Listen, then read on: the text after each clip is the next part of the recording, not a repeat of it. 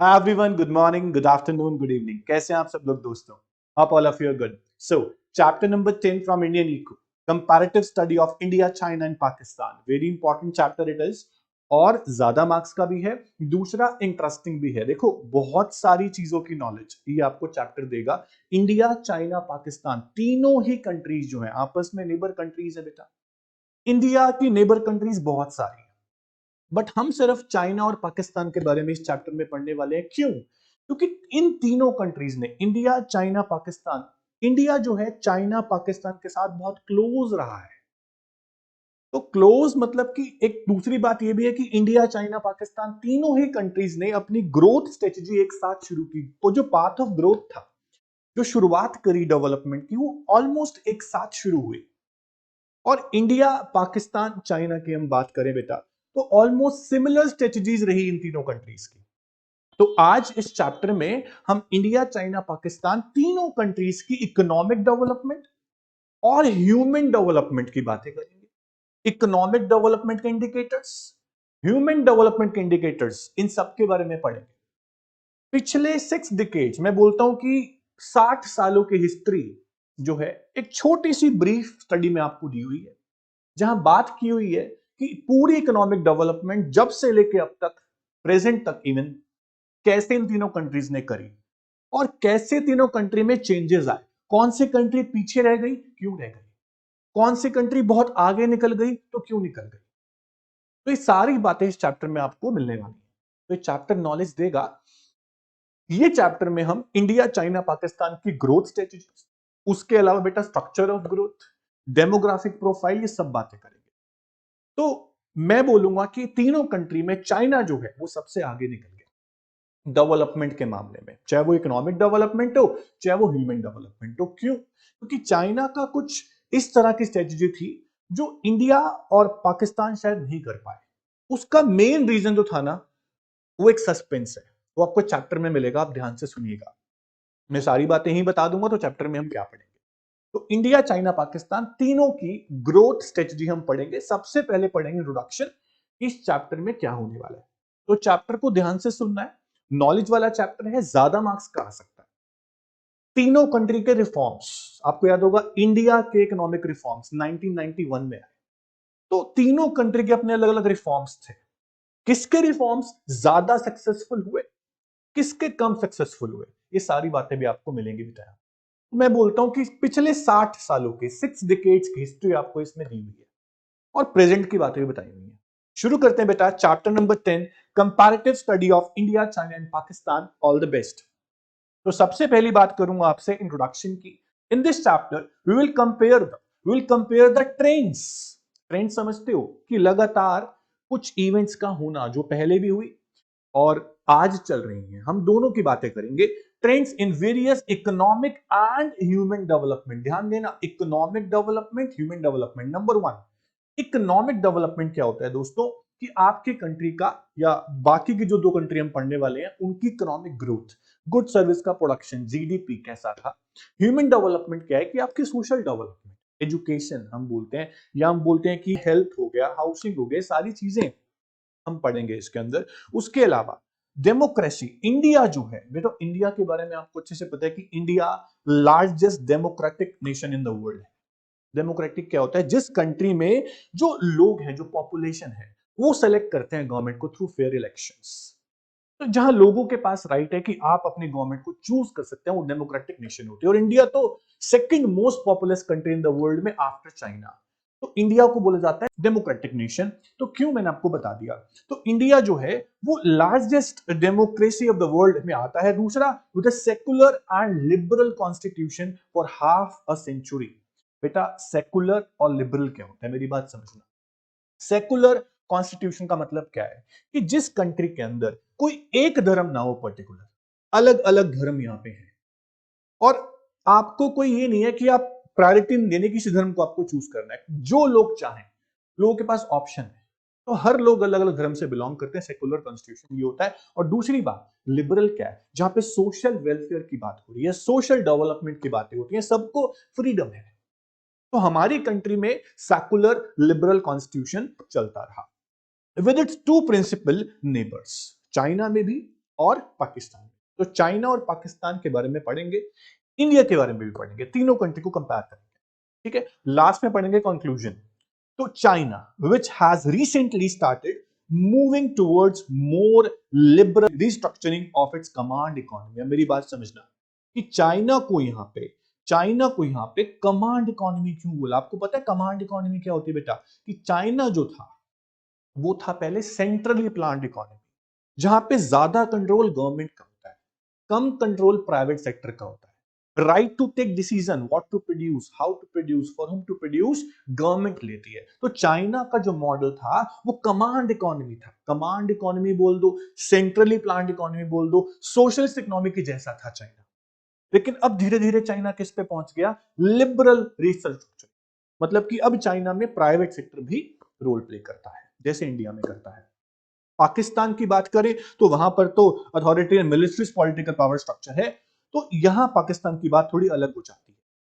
उसके अलावा बेटा, all the three countries, India, China, Pakistan, have more than 6 decades of development experience behind them.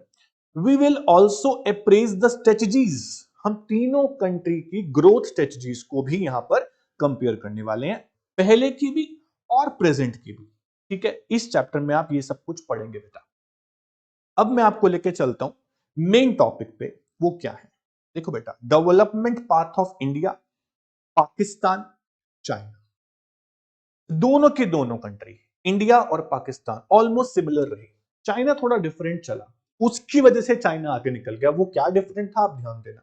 Development path of India, Pakistan and China, India, Pakistan and China have many similarities in their development strategies. सबसे पहली बात क्या बोलता है कि all the three Nations started their development path the same time. सबसे पहली बात ये सिमिलरिटी है कि तीनों कंट्री ने ऑलमोस्ट एक साथ डेवलपमेंट स्ट्रेटजी अपनी शुरू करी। उसके बाद India and Pakistan got independence in 1947, अच्छे से आप जानते हैं। And people's republic of China, official जो नाम दिया गया चाइना को, people's republic of China was established in 1949।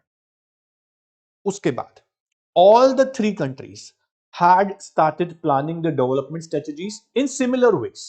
India announced its 5-year plan in 1951। ये सब आप जानते हैं कि इंडिया के अंदर जब प्लानिंग शुरू हुई तो 1950 में प्लानिंग कमीशन को सेटअप किया गया।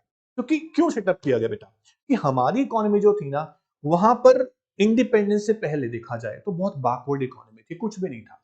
अब कंट्री को स्क्रैच से शुरू करना था, उसके लिए प्लानिंग की गई। और प्लानिंग के अंदर गोल सेट किए गए, ऑब्जेक्टिव सेट किए गए, कुछ लॉन्ग टर्म गोल्स, कुछ शॉर्ट टर्म गोल्स। उन सभी गोल्स को अचीव करने के लिए प्लानिंग तो करनी पड़ेगी। तो 5-5 साल के प्लान बनाए गए, जिसे बोला गया 5-year प्लानिंग।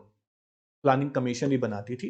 तो 5-year प्लानिंग जो है 1951 से लेके 1956 तक पहला 5-year प्लान शुरू किया गया। ऑब्जेक्टिव रखा गया जीडीपी ग्रोथ, मॉडर्नाइजेशन, अनएम्प्लॉयमेंट दूर करनी है, पॉवर्टी खत्म करनी है, सब ऑब्जेक्टिव्स थे। हमें सेल्फ सफिशिएंसी अचीव करनी है, इक्विटी अचीव करनी है। इन सभी ऑब्जेक्टिव को प्रायोरिटी पे रख के कंट्री को डेवलप करना चाहा, 1951 में करना चाहा, ध्यान रखना। पाकिस्तान ने अनाउंस किया ये सब 56 में, 1956 में। बेटा देखो, तीनों के ऑलमोस्ट आसपास डेट्स हैं, ईयर्स हैं, याद रखना। India 51, Pakistan 56, China 53। ठीक है, अब सुनो ध्यान से। India and Pakistan adopted similar strategies. मैंने आपको बताया कि इंडिया और पाकिस्तान की स्ट्रेटजी सिमिलर थी, चाइना थोड़ा अलग था।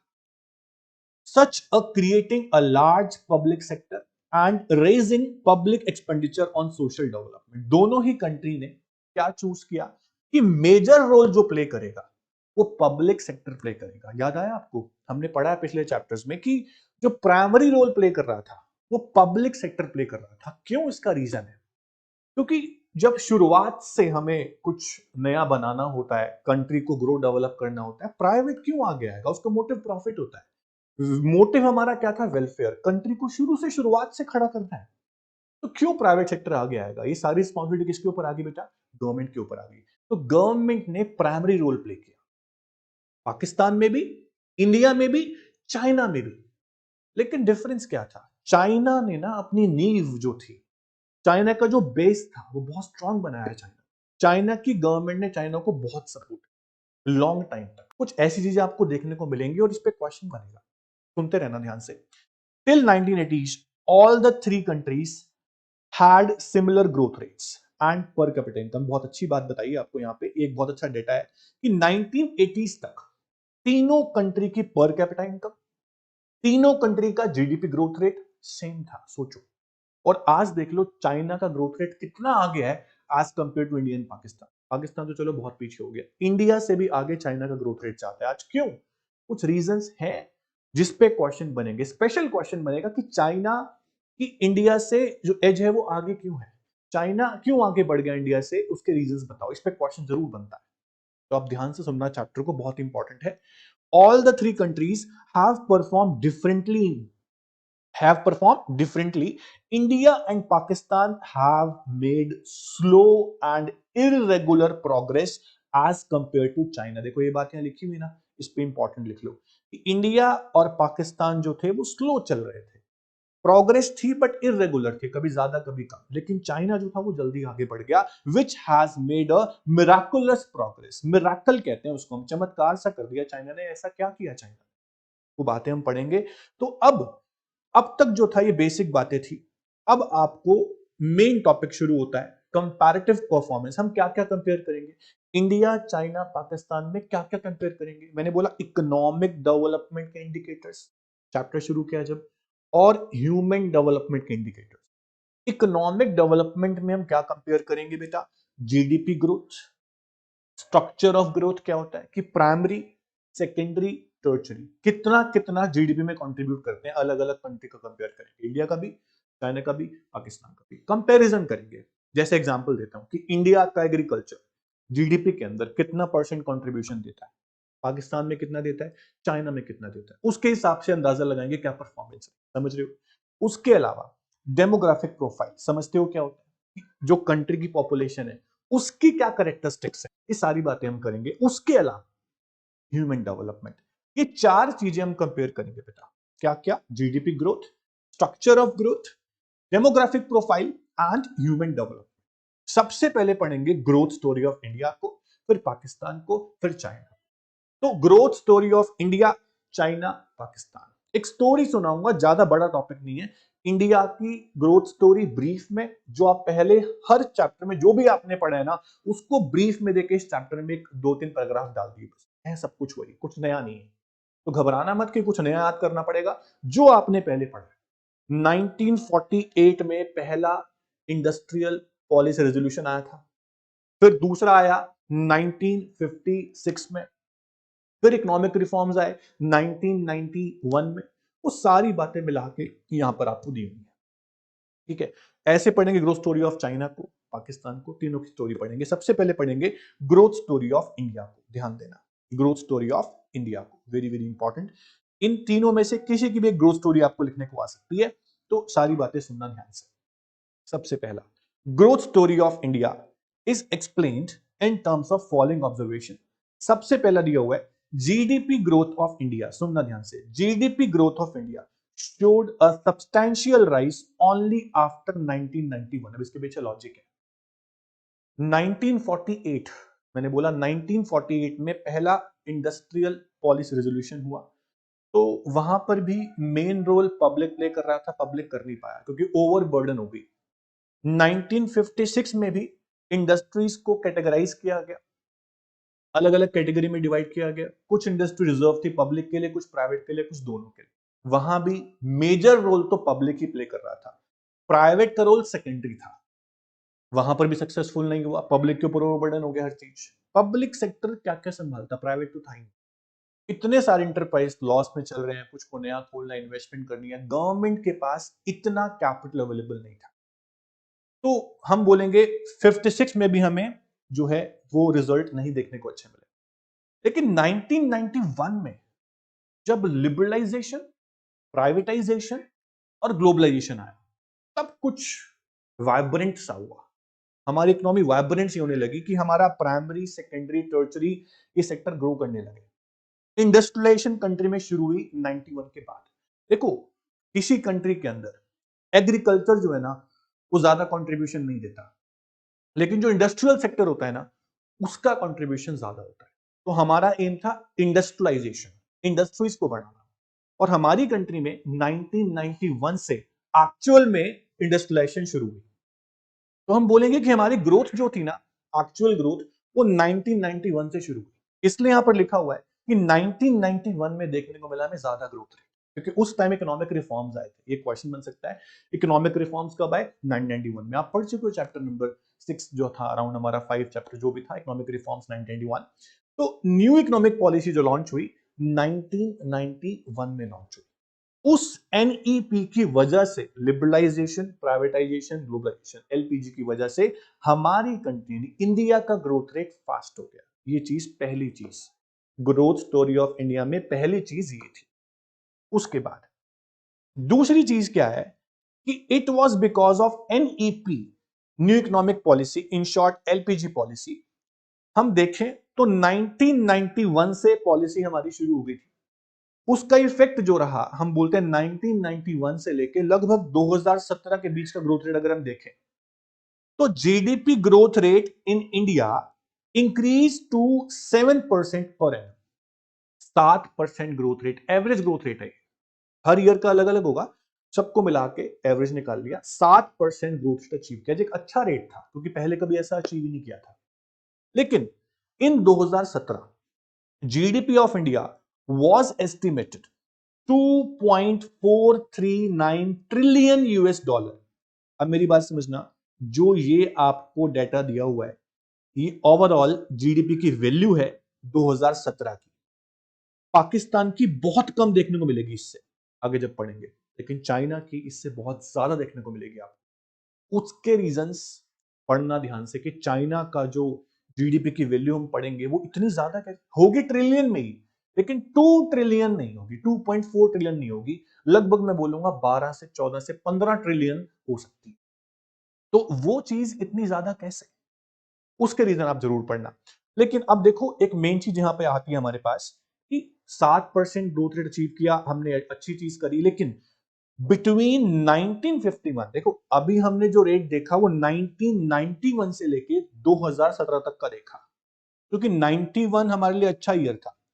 अब एक बात पूछूं आपसे कि 1991 से पहले जो प्री रिफॉर्म पीरियड था, हमारी ग्रोथ तो कुछ थी नहीं।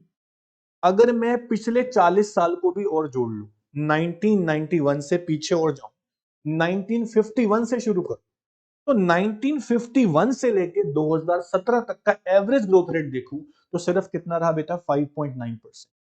क्योंकि पिछले उन सालों में ग्रोथ हमारी कुछ थी 91 से पहले। तो हमारा ग्रोथ रेट जो था वो पोस्ट रिफॉर्म के बाद ज्यादा था। 91 से लेके प्रेजेंट तक हमारा ग्रोथ रेट बहुत अच्छा था, 7%। इसे बहुत अच्छा नहीं बोलेंगे, बट हाँ, चाइना से कम रहा पर पाकिस्तान से ज्यादा रहा, हम ये बोल सकते हैं, मिड में थे। तो इंडिया में भी स्लो डाउन आया, इंडिया के अंदर भी स्लो डाउन आया। क्वेश्चन बन सकता है क्यों आया और कब आया? Slow down in GDP growth is attributed to several factors. India में स्लो डाउन जो आया वो क्यों आया, उसके रीजंस क्या है? अगर मैं 91 से पहले की बात करूं तो स्लो डाउन था। वो स्लो डाउन क्यों था? क्योंकि हमारी कंट्री में बहुत इन्फ्लेशन था, महंगाई बहुत ज्यादा थी। इन्फ्लेशन बहुत ज्यादा होना, lack of will to take policy decision of the government, government के अंदर विलिंगनेस कम थी कुछ अच्छा करने, सरकार का बार बार बदलना, इंस्टेबिलिटी, ये बहुत ज्यादा था, बार बार सरकार गिर जाती थी, ये चीजें भी बहुत ज्यादा थी। तो हाई रेट ऑफ इन्फ्लेशन, पहला पॉइंट। दूसरा, lack of will to take decisions owing to political instability, बार बार सरकार का बदलना, लगातार बने ना रहना, रीजंस थे। फ्रीक्वेंट स्कैम्स होते थे, फ्रॉड्स होते थे, स्कैंडल्स होते थे, जिससे गवर्नमेंट की इमेज खराब होती थी।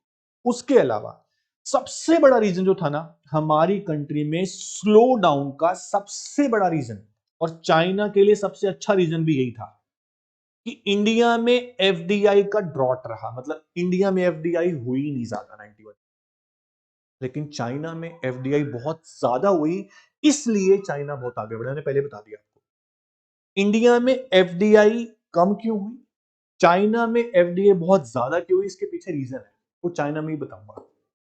तो इंडिया में एफडीआई क्यों नहीं हुई? क्योंकि हमारे कंट्री के अंदर इंफ्रास्ट्रक्चरल डेवलपमेंट, इससे पहले आपने चैप्टर पढ़ा है ना, इंफ्रास्ट्रक्चर, इंफ्रास्ट्रक्चरल डेवलपमेंट नहीं होगी तो हमारी कंट्री में कोई क्यों इन्वेस्ट करना चाहेगा? तो इंडिया के अंदर एफडीआई नहीं हो पाई क्योंकि इंडिया के अंदर सबसे पहली बात पुअर क्रेडिट रेटिंग, पैसा नहीं था हमारे पास, कैपिटल की बहुत शॉर्टेज थी, इन्वेस्टमेंट हम नहीं कर पाए किस पे, इंफ्रास्ट्रक्चर के ऊपर। तो लिखा हुआ है पैसा नहीं होगा तो कहां से इन्वेस्टमेंट होगी, किसके ऊपर, इंफ्रास्ट्रक्चर के ऊपर। इसमें क्या आते हैं बेटा, एनर्जी, ट्रांसपोर्ट, कम्युनिकेशन, ये सब हमारी कंट्री में बहुत लाख था, इनएडिक्वेट था, जो कि ज्यादा होता तो कंट्री में इन्वेस्टमेंट जरूर होती, समझ रहे हो। उसके बाद एक और रीजन दिया हुआ है, the slow down of Indian economy marked with scams and scandals, जिसकी वजह से बहुत सारा पैसा डूब गया और गवर्नमेंट गिर गई, सरकार गिर गई। जिस सरकार के टाइम पे हुआ उस टाइम सरकार गिर जाती थी।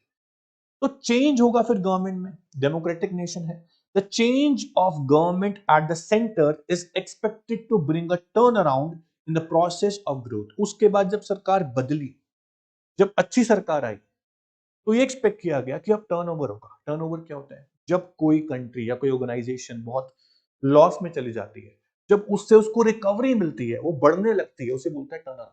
अब एक्सपेक्टेशन ये थी कि अब कितना स्लो डाउन होगा, अब तो स्लो डाउन हो गया, अब कितना हम गिरेंगे। तो अब एक्सपेक्टेड था लोगों को कि अब जो सरकार नई आई है वो लग रहा है कि ठीक है, अब कंट्री में टर्न अराउंड होगा, मतलब पैसा आने लगेगा, कंट्री ग्रो करेगी। क्या ऐसा हुआ सर? बिल्कुल हुआ। 91 से पहले की बातें थी ये सारी, 1991 से पहले ये सब कुछ था भी था, लेकिन 1991 के बाद अब एक्सपेक्टेशन थी कुछ अच्छा होगा। वो अच्छा क्या होगा, कह रहे कि however global slowdown and recurring droughts in the farming sector are a serious threat to the process of economic revival.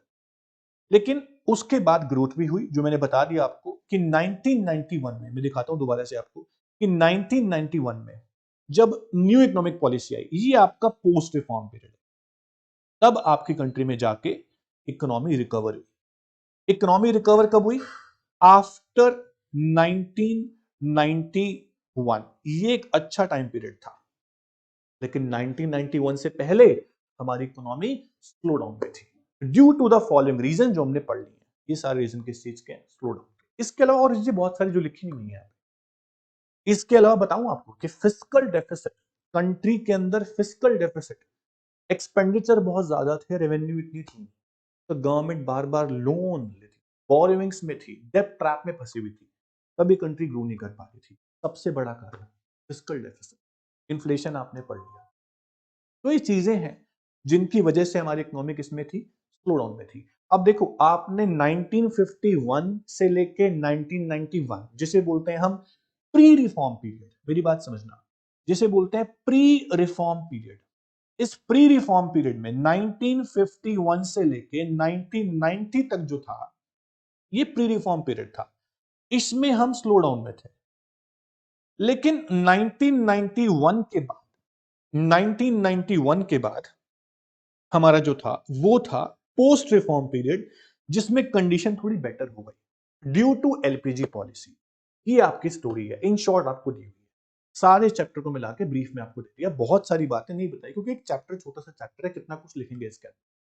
तो क्वेश्चन अगर बना कि ग्रोथ स्टोरी ऑफ इंडिया क्या है, तो आप आराम से बता दो, अच्छे से करना है इसको।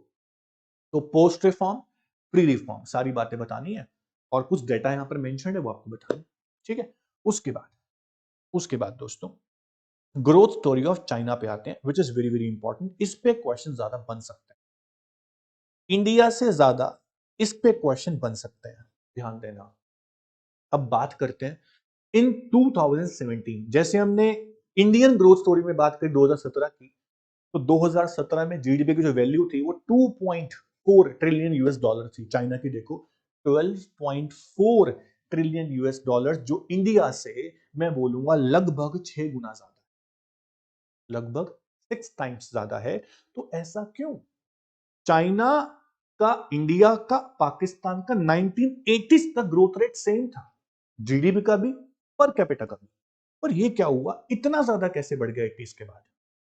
हमने कहीं गलती कर दी और चाइना ने वो गलती नहीं करी, और वो गलती क्या नहीं करी उसको सुनना, इसलिए इस पे क्वेश्चन बनता है, कंपैरिजन भी आता है दोनों का, सुनेंगे ध्यान से। In 2017, GDP in China was estimated to be 12.40 trillion US dollars. It achieved the distinction of second largest economy in the world. पहले नंबर पे यूएस आएगा। ठीक है, इन 2017 जीडीपी ग्रोथ रेट वाज 6.9%। हमारी इकोनॉमी का 2017 में जो ग्रोथ रेट था वो 5 पॉइंट समथिंग, 5.9 लगा लो, लेकिन चाइना का 6.9 था, ये आगे रहा। GDP growth reached its peak, सबसे ज्यादा रेट जो अचीव किया चाइना ने वो 15% तक भी टच किया, कब? 1984 में। लेकिन लोवेस्ट जो रेट था वो उनका था 3.8 90s में। इसके रीजंस थे, बताऊंगा मैं। लेकिन इंडिया इस रेट को 15.2% को टच ही नहीं कर पाया, क्योंकि चाइना अब डेवलप नेशन में आ गया, उसका इंफ्रास्ट्रक्चर स्ट्रांग हो गया, क्योंकि उस कंट्री के अंदर एफडीआईज बहुत ज्यादा आ चुकी। ये क्यों हुआ? क्योंकि चाइना ने अपना बेस स्ट्रांग रखा। वो बेस बनाया किसने? पब्लिक सेक्टर, गवर्नमेंट ने बहुत सपोर्ट किया। प्राइवेट सेक्टर को चाइना भी लेके आया, लेकिन थोड़ा सा बाद में। उसने पहले नींव बनाई, अपनी बढ़िया सी बनाई, उसके बाद जाके आगे बढ़ता चला। ये बातें हम करेंगे अभी चाइना के अंदर ही। China achieve a success in GDP growth. Success है कि नहीं बोलो, 15 रेट कम होता है क्या? तो China achieve the success of GDP growth in the early 80s। The jump has indeed been very substantial from 4% to 10% per annum. इतनी बड़ी जंप जो कि चाइना ने, वो कैसे करी? 80s में, 84 लिखा ना यहाँ पे, तो 80s पीरियड में ऐसा क्या किया? देखो 1980 तक तो सेम बराबर पाथ पे थे, लेकिन 80 के बाद 84 में 4 सालों में ऐसा क्या हुआ कि चाइना ग्रोथ इतना पीक पे पहुंच गया? अब समझना, ये जंप जो थी ड्यू टू फॉलोइंग फैक्टर्स थी। इस पे क्वेश्चन बनेगा। ये जंप जो थी उसके रीजन क्या थे? सबसे बड़ा रीजन देखो बेटा, हमारी इकोनॉमी के अंदर इकोनॉमिक रिफॉर्म्स आए। 1991 में एलपीजी पॉलिसी आई, ऐसे ही चाइना में भी रिफॉर्म्स आए दोस्तों। 1978 ईयर याद रखना, 1978 में चाइना में इकोनॉमिक रिफॉर्म्स आए। तो 1978 से पहले का जो पीरियड था उसमें कुछ अलग इवेंट्स थी, 1978 के बाद का जो पीरियड था उसमें अलग इवेंट्स थी। 1978 के बाद की बात करूं उसे बोलूंगा पोस्ट रिफॉर्म पीरियड, और 1978 से पहले की बात करूं उसे बोलूंगा प्री रिफॉर्म पीरियड। अब पोस्ट रिफॉर्म में रिजल्ट ज्यादा होंगे क्योंकि रिफॉर्म्स का इफेक्ट आएगा, प्री रिफॉर्म पीरियड में इतने ज्यादा इफेक्ट्स अच्छे नहीं होंगे। लेकिन प्री रिफॉर्म पीरियड में 1978 से पहले एक ऐसा कैंपेन चाइना ने शुरू किया जिसका रिजल्ट बहुत बढ़िया रहा, फ्यूचर तक बेनिफिट मिला, आज तक बेनिफिट मिलता है हम बोलते हैं। तो चाइना ने ऐसा क्या किया प्री रिफॉर्म पीरियड में? 1978 से पहले ऐसी क्या इवेंट हुई कि चाइना आज इतना सक्सेसफुल है? That was GLF, great leap forward campaign by China in 1958। तो GLF क्या था बेटा? ग्रेट लीप फॉरवर्ड, जिसका एम था इंडस्ट्रियलाइजेशन लाना चाइना, घर घर में इंडस्ट्री हो, ऐसी अवेयरनेस चाइना फैलाना चाहता था लोगों के बीच में, और करा भी। तो ग्रेट लीप फॉरवर्ड क्या है, इस पे क्वेश्चन बनेगा, इंपॉर्टेंट है। अब शुरू करते हैं बेटा आगे की चीजों को। तो हमने देखा कि चाइना ने जो overall GDP, overall growth rate, ये सब क्यों किया? तो कुछ बेनिफिट हैं प्री रिफॉर्म पीरियड के, कुछ बेनिफिट हैं पोस्ट रिफॉर्म पीरियड।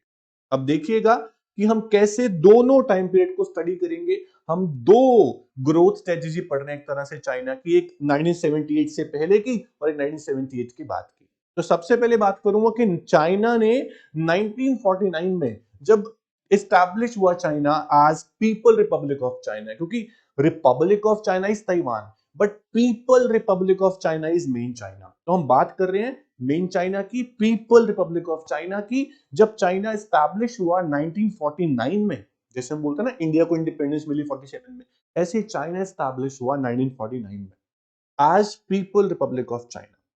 उस समय पर चाइना में था, हम बोलेंगे कम्यून सिस्टम। उस समय चाइना ने अडॉप्ट किया स्टैटिज्म मॉडल, मतलब कि कमांड इकोनॉमी था, सेंट्रली प्लान्ड इकोनॉमी था, गवर्नमेंट कंट्रोल था, हर वो चीज, प्रॉपर्टी, लैंड, एसेट, सब पे गवर्नमेंट कंट्रोल था। What to produce, how to produce, for whom to produce, सारे डिसीजन गवर्नमेंट लेती थी। तो चाइना कमांड इकोनॉमी था तब 1949 में और उसके बाद भी। लेकिन 1978 से पहले पहले की बात बता रहा हूं मैं आपको, ये अब सुनना ध्यान से। कह रहे कि जो ग्रोथ रेट इतना हाई टच हुआ उसके रीजंस क्या थे? सबसे पहला, जब चाइना एस्टैब्लिश हुआ as people republic of China, तो चाइना ने डिसाइड किया कि जितने भी प्रोडक्शन एरियाज है, चाइना की जो गवर्नमेंट थी वो बहुत सपोर्टिव थे बेटा, ये ध्यान रखना, चाइनीज गवर्नमेंट जो थी वो बहुत सपोर्टिव थी। तो प्रोडक्शन एक्टिविटी जो भी हो रही थी इकोनॉमी के अंदर वो सब गवर्नमेंट कंट्रोल में हो रही थी। Decision of what to produce, क्या बनाना है, कैसे बनाना है, किसके लिए बनाना है, सारी डिसीजंस कौन ले रही थी? गवर्नमेंट ले रही थी। और ownership of all the resources vest with the state, मतलब की गवर्नमेंट। तो what to produce, how to produce, whom to produce, all decisions are taken by the government. तो चाइना ने कौन सा मॉडल अडॉप्ट किया हुआ था? स्टैटिज्म, मतलब की गवर्नमेंट कंट्रोल्ड बॉडी। उसके बाद अब देखो मेन चीज कि चाइना की जो ग्रोथ स्ट्रेटेजी थी उसको हम दो पार्ट में डिवाइड कर देते हैं। एक तो प्री 1978 पीरियड और एक पोस्ट 1978 पीरियड। अब 1978 ही क्यों? क्योंकि 1978 में चाइना के रिफॉर्म्स आ गए। अब 1978 से पहले ऐसी क्या इवेंट्स थी जिसका चाइना को बेनिफिट मिला? तो 1978 से पहले दो चीजें थी बेटा। एक तो थी ग्रेट लीप फॉरवर्ड, दूसरी चीज जो बहुत बढ़िया चीज थी वो था cultural revolution, the great proletarian cultural revolution. उसके बारे में भी बात करेंगे। सबसे पहले बात करेंगे great leap forward, GLF campaign की, इंपॉर्टेंट है। तो जीएलएफ कैंपेन शुरू हुआ चाइना में 1958 में। ठीक है, 1958 में जो कैंपेन शुरू हुआ, इसका एम क्या था, ऑब्जेक्टिव क्या था? To boost up the industrialisation, industrial sector को बहुत बूस्ट अप करना था। हर इंडिविजुअल को, हर हाउस होल्ड को यह अवेयरनेस फैला दी गई कि आप लोग अपने बैकयार्ड में, अपने घरों के आसपास, हर जगह छोटी से बड़ी, बड़ी छोटी इंडस्ट्रीज कोई भी खोल सकते हो, जो आप खोल सकते हो वो खोलो, हम सपोर्ट करेंगे। तो great leap forward was the campaign launched in China in 1958 to accomplish economic and industrial development. Social nahi, it focused on widespread industrialization of the economy, encouraging people to set up household industry in their area. Industries kholo jitne khol sakte ho. It was a campaign to generate awareness among the people that they can play significant role in the process of GDP growth by establishing industrial units, even their courtyards. There were no checks, no restrictions. मेरी बात समझना, China को समझ में आ गया था कि agriculture से कुछ नहीं होने वाला।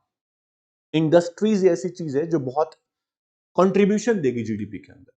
तो चाइना ने अपने सिटीजन को भी सपोर्ट किया और बोला कि आप काम करो, हम आपको सपोर्ट करेंगे, इंडस्ट्रीज खोलो, कोई रिस्ट्रिक्शन नहीं है, कोई कंट्रोल नहीं है, इंडस्ट्रीज खोलो।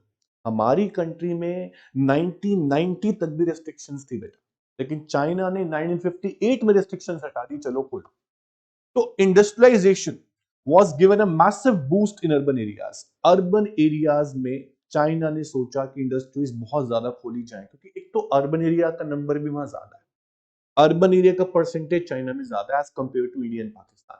तो हम बोलते हैं अर्बन में इंडस्ट्रीज को बूस्ट अप करना चाहा, लेकिन रूरल के अंदर इंडस्ट्री नहीं खोल सकती। तो रूरल में क्या किया चाइना ने? रूरल में एग्रीकल्चर को बढ़ाने के लिए कुछ अलग तरीका सोचा।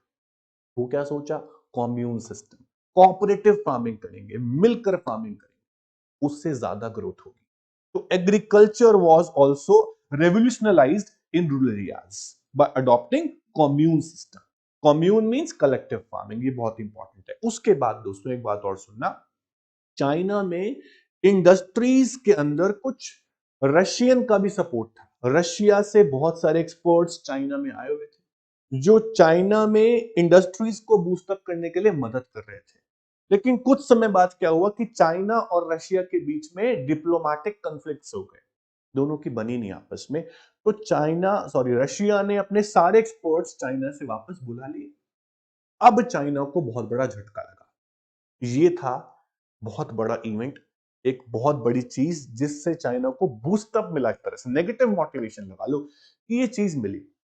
तो चाइना में जब ऐसा हुआ कि रशियन के एक्सपर्ट्स वापस बुला लिए गए, तो चाइना की इंडस्ट्रियल ग्रोथ बहुत डाउन।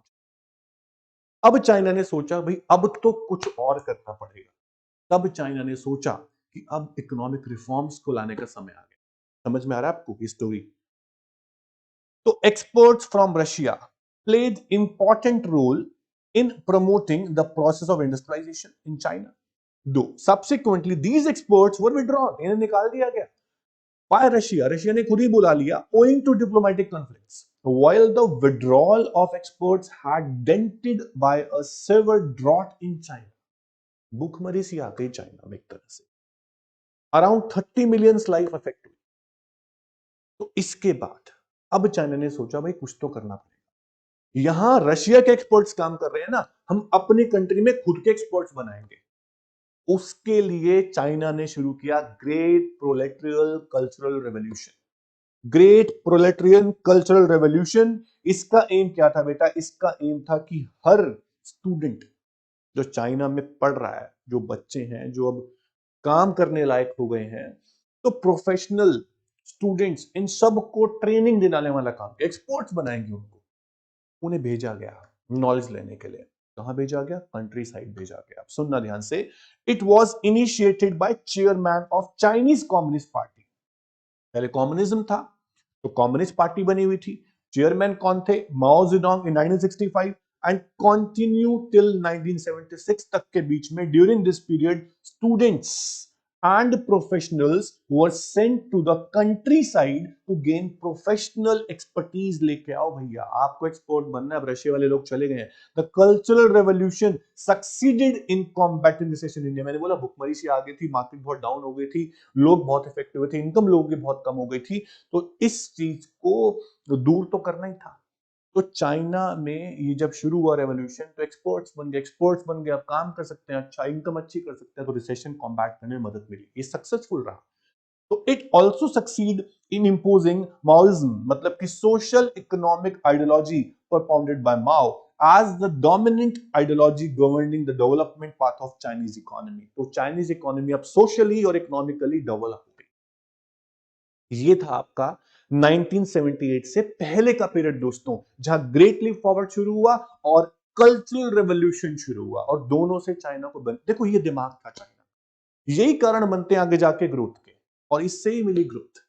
अब मैं बात करूंगा दोस्तों 1978 के बाद की, जब रिफॉर्म शुरू हो गए।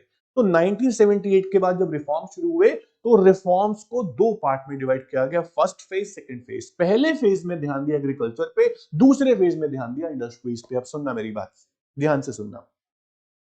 China introduce economic reforms by partially accepting principle of market economy. अब आ गई मेन बात। अब तक चाइना था कमांड इकोनॉमी, अब तक चाइना ने अडॉप्ट किया हुआ था स्टैटिज्म। अब चाइना चाह रहा था मार्केट इकोनॉमी बनना, मतलब कि प्राइवेट सेक्टर को रोल प्ले करना पड़ेगा। पार्शियली बोल रहे हैं ना, तो पूरा का पूरा प्राइवेटाइज तो नहीं किया। Basically it involve a strategic shift from a system of closed economy model to open economy, no role of FDI, to a system of open economy with significant reliance on FDI। These reforms were introduced in two phases। पहले जो था commune system था, FDI थी नहीं। अब China चाह रहा था कि मार्केट इकोनॉमी बन जाए। अब चाइना क्लोज्ड इकोनॉमी से ओपन इकोनॉमी बनना चाह रहा था, कि एफडीआई को भी एक्सेप्ट करना चाह रहा था, एफडीआई लाना चाह रहा था चाइना। मेरी बात समझ रहे हो? तो दो फेज हैं इकोनॉमिक रिफॉर्म्स के, first phase and second phase. First phase क्या बोलता है? इन the first phase reforms were introduced in agriculture sector. सबसे पहला जो फेज है इकोनॉमिक रिफॉर्म्स का, वो है एग्रीकल्चर सेक्टर का। तो इकोनॉमिक रिफॉर्म्स में जो फर्स्ट फेज था, मैंने बोला वो है एग्रीकल्चर का फेज, जिसपे एग्रीकल्चर के लिए कुछ किया गया। वो क्या किया गया आपको याद है दोस्तों? कि एग्रीकल्चर जो था उसमें कम्यून सिस्टम था, लेकिन 1978 के बाद एग्रीकल्चर में रेवोल्यूशन लाने के लिए ऐसा क्या किया? सुनिएगा ध्यान से। The first phase of economic reforms, in the first phase reforms were introduced in agriculture sector. These reforms led to withdrawal of commune system. अब कम्यून सिस्टम को हटाना चाहिए। अब हर इंडिविजुअल को राइट्स देने चाहे फार्मिंग के, नॉट ऑनरशिप राइट्स, फार्मिंग के राइट्स मिलेंगे। तो यहां पर क्या है? The commune land was divided into smaller pieces. पहले जो लैंड था वो कलेक्टिव फार्मिंग कर रहे थे, तो कलेक्टिव लैंड था, उस लैंड को डिवाइड कर दिया स्मॉल पीसेस में, और वो स्मॉल पीसेस बांट दिए गए, अलॉट कर दिए गए इंडिविजुअल हाउसहोल्ड्स को। और उन्हें क्या बोला गया कि नोट कर लो, ये लैंड आपको जो मिल रहा है, ऑनरशिप राइट्स नहीं मिल रहे हैं, आपको फार्मिंग करनी है इस पे, बस जो रेवेन्यू आएगी आप रखना, रेवेन्यू आएगी आप रखना। आगे सुनना। It is to be noted that the land was allocated only for the purpose of farming, devoid of ownership rights।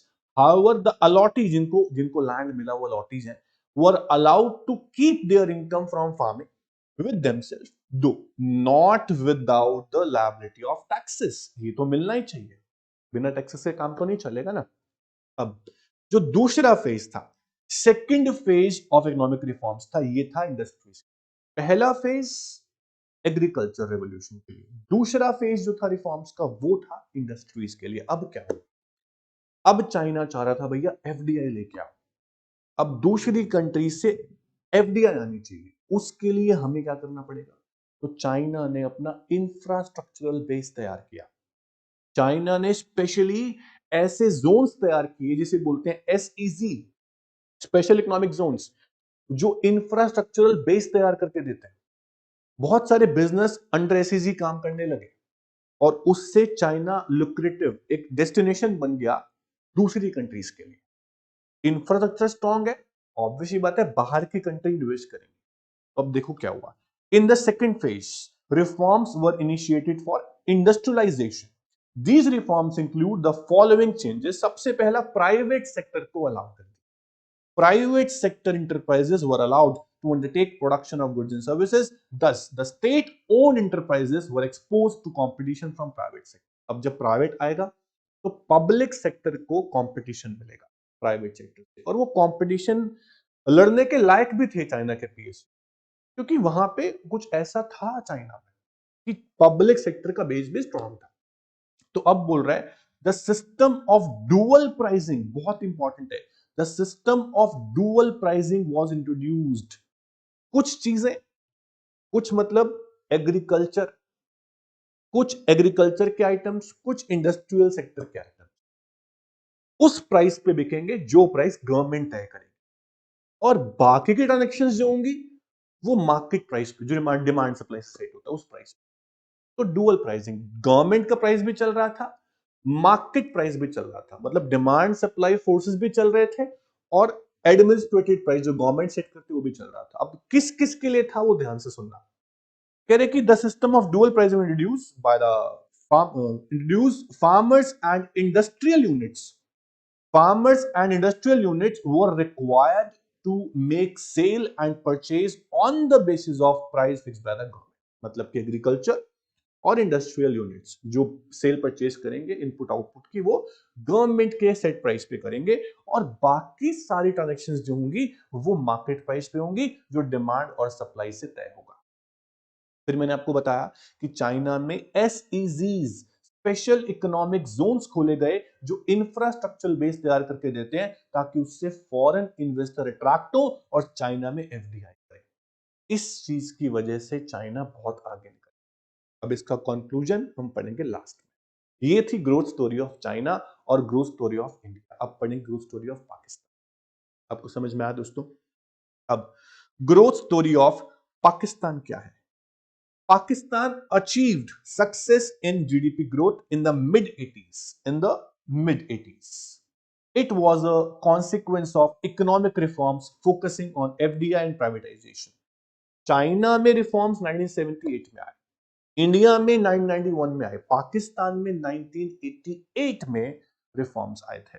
इन 2017 की बात करें तो GDP of Pakistan was estimated 271.1 billion US dollar.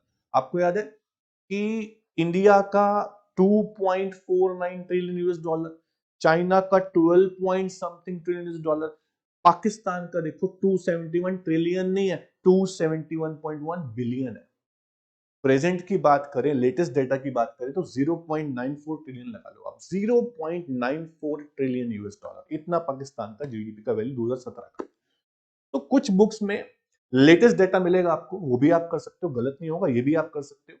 तो 2017 का यहां दिया हुआ है, आगे बुक्स में 18 का भी आएगा, फिर 19 का भी आएगा, लेटेस्ट आप करते जाओ। बात वही है, रहेगा पाकिस्तान पीछे, इंडिया मिड में, चाइना आगे, डेटा तो वही रहेगा। हाँ, कल को आगे निकल गया इंडिया चाइना से तो अलग बात। अभी हम बात कर रहे हैं पाकिस्तान इकोनॉमी की, और हम बात कर रहे हैं पाकिस्तान की ग्रोथ स्ट्रेटजी की, ग्रोथ स्टोरी की आफ्टर इंडिपेंडेंस। इंडिपेंडेंस पाकिस्तान को कब मिली? 1947 में, अगस्त में, सबको पता है। उसके बाद नेक्स्ट आता है economy recorded an average annual growth rate of 4.14% between 1960 2017। ये रेट इंडिया से भी कम है। पाकिस्तान का जो ग्रोथ रेट है इंडिया से भी कम है, एवरेज इतने कुछ सालों का। इकोनॉमिक रिफॉर्म्स जो थे पाकिस्तान के वो ऑलमोस्ट सिमिलर थे इंडिया से। Economic reforms in Pakistan were almost similar to those in India, but economic outlook in Pakistan turn to be disappointing.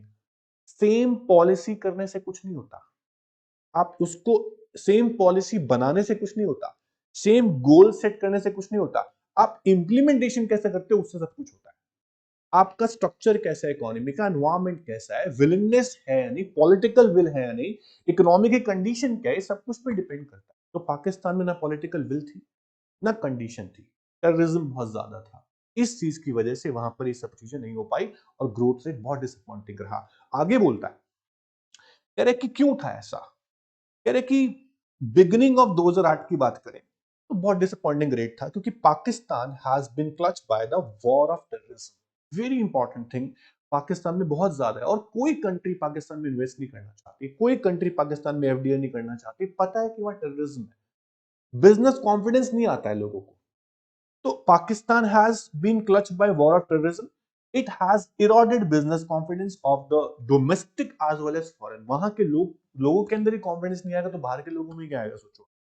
तो डोमेस्टिक इन्वेस्टमेंट हो या एफडीआई हो, वो सब श्रिंक होना शुरू हो गई, लोगों ने निकाल ली अपनी इन्वेस्टमेंट वहां से, इसलिए जीडीपी ग्रोथ जो है बहुत कम हो गया, वहां का बहुत हिट हुआ। चलो करप्शन समझ, टेररिज्म समझ में आता है, लेकिन टेररिज्म के अलावा वहां करप्शन भी बहुत ज्यादा हो गया। दूसरा, पॉलिटिकल इंस्टेबिलिटी, सरकार का बार बार बदलना, are the other factors significantly contributing to economic stagnation. बहुत स्लो रेट पे आ जाना, इसको स्टेग्नेशन, ऐसा पाकिस्तान में हो गया। तो एवरेज रेट की बात करूं, एक साल के रेट की बात करूं तो वो 3.75%, 3.75% बिटवीन द पीरियड ऑफ 2008 से 2016, इतना कम हो गया। 2017 की बात करें लेटेस्ट, तो economy of Pakistan growth rate of 5.3%, बहुत कम रेट है, owing to slow GDP growth. Consequently low level of income होगी लोगों की, पर कैपिटल इनकम कम आएगी, क्वालिटी ऑफ लाइफ कम होगी, लिविंग स्टैंडर्ड भी कम होगा। Pakistan economy has almost sunk into low income low growth trap. इसे करेक्ट करना बेटा, लो इनकम लो ग्रोथ ट्रैप। ऐसा कैसे हुआ, देखो बेटा, कोई भी इकोनॉमी जहां ग्रोथ रेट ना हो, ग्रोथ रेट कब नहीं होता, जब कंट्री के अंदर गुड सर्विस का प्रोडक्शन जो है ना उसका फ्लो नहीं बढ़ रहा। वो कब नहीं बढ़ रहा होता, जब एग्रीगेट डिमांड कंट्री में नहीं होती। तो ये चेंज चलती है कि कंट्री में डिमांड नहीं है, डिमांड, एग्रीगेट डिमांड का मतलब क्या है, total demand of goods and services, all the sectors in the economy, कोई भी सेक्टर डिमांड नहीं कर रहा तो प्रोडक्शन नहीं हो रहा, प्रोडक्शन नहीं हो रहा तो इनकम जनरेट नहीं होगी, लो इनकम में चले जाए, और जब लो इनकम में एक बार चले गए तो पॉवर्टी आएगी और पॉवर्टी को बढ़ाएगी। ऐसा ही पाकिस्तान में हुआ, पाकिस्तान इकोनॉमी फंस गई किसमें, लो इनकम लो ग्रोथ ट्रैप। तो ये चीज जो है ये पाकिस्तान इकोनॉमी को देखनी पड़ी। तो हमने तीनों कंट्री को कंपेयर किया, इंडिया चाइना पाकिस्तान, तीनों ही कंट्री की ग्रोथ स्टोरी आपने पढ़ ली दोस्तों। तो आपको समझ में आया होगा कि पाकिस्तान पीछे रहा इंडिया से और इंडिया पीछे रहा चाइना से। तो चाइना को सक्सेस ज्यादा मिली तीनों कंट्रीज का कंपैरिजन करने के बाद। अब जो आगे आता है वो देखिए दोस्तों। तो सबसे पहली बात बोलता है बेटा, India has perform better than Pakistan. Okay, आपको समझ में आता है, बट चाइना से कंपेयर करें तो इंडिया चाइना से बहुत पीछे है। उसके बाद China outpaced both India and Pakistan with regard to GDP growth. आपको अच्छे से पता है कितना पीक रेट टच किया। उसके बाद the success of China is surprising in nature. ठीक है, for most developing nation of the world, China भी डेवलपिंग नेशन में था और तीन कंट्री साथ साथ चल रही थी, फिर भी चाइना डेवलपिंग से कहां पहुंच गया, डेवलप पे बहुत जल्दी, एक miracle. The relative success of China is credited to, इसका सारा श्रेय सारा क्रेडिट किसको जाता है बोलता हूं मैं, गवर्नमेंट को जाता है। पब्लिक सेक्टर ने, गवर्नमेंट ने बहुत सपोर्ट किया चाइना, वहां पॉलिटिकल विल थी, काम करने की जील थी सरकार की, और पॉलिटिकल स्टेबिलिटी भी थी। ठीक है, पर China has shown a strong political will to use of national resources in the best interest of the nation. China has proved that more relevant factor in the context of growth is not the availability of resources. सिर्फ resource से काम नहीं चलता, resource के साथ साथ good governance होनी चाहिए, कंट्री को चलाने वाला होना चाहिए, ठीक है, और गुड कंप्लाइंस होनी चाहिए, सिटीजन अच्छे होने चाहिए, आप सपोर्ट भी करो उनको, ऐसा भी होना चाहिए। कि चाइना ने किया तो चाइना सक्सेसफुल हो गया, इंडिया पाकिस्तान पीछे रह गए। ये था कंक्लूजन। तो अब तक हमने पढ़ा growth strategy, path strategy of India China Pakistan with conclusion. इस चैप्टर में अब हम क्या पढ़ेंगे कि चाइना इंडिया पाकिस्तान का structure of growth, human development index, उसके अलावा डेमोग्राफिक प्रोफाइल। फिर हम तीनों का कंपैरिजन करेंगे, ब्रीफ में कंपेयर करेंगे, कंक्लूजन निकालेंगे ओवरऑल, फिर चैप्टर आपका फिनिश हो जाएगा। इस क्लास में हमने कहां तक किया दोस्तों? इंडिया चाइना पाकिस्तान की ग्रोथ स्ट्रेटजी विद कंक्लूजन। आज के लिए इतना ही करेंगे, नेक्स्ट क्लास में शुरू करेंगे आगे के टॉपिक्स, इंडिया चाइना पाकिस्तान की demographic profile, human development index और स्ट्रक्चर ऑफ ग्रोथ कंपेयर करेंगे। ओके, तो आज आपको जितना मैंने पढ़ा आई होप समझ में आ गया होगा। इसको ध्यान से पढ़िए, डाउट निकालिए, बार बार पढ़िए। नेक्स्ट क्लास में मिलते हैं नेक्स्ट टॉपिक के साथ। Thank you so much.